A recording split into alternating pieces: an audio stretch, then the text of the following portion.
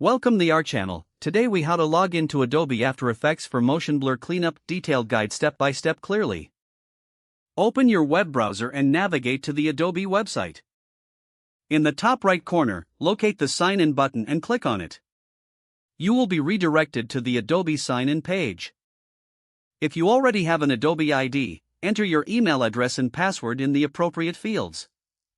If you don't have an account yet, click on the Get Started or Create an Account link.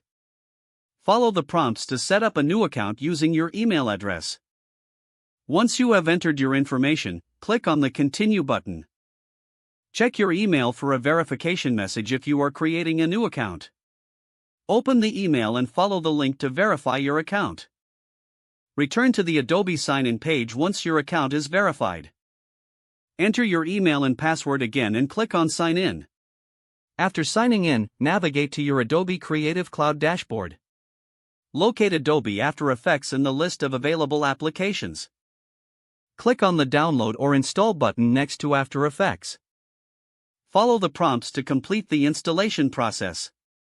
Once installed, launch Adobe After Effects from your Applications folder or desktop. When After Effects opens, you may need to sign in again with your Adobe ID. Enter your credentials if prompted and click on Sign In. Wait for the application to load completely.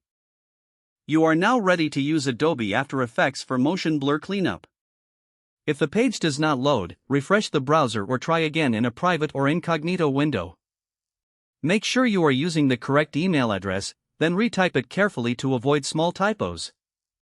If your password is not accepted, use the Reset option and create a new strong password you can remember. Check your spam folder for verification or security emails, then complete any requested confirmation steps. Enable two-factor authentication if available to improve account security and reduce unauthorized access risk. After signing in, review your profile details so your contact information and settings are accurate and current.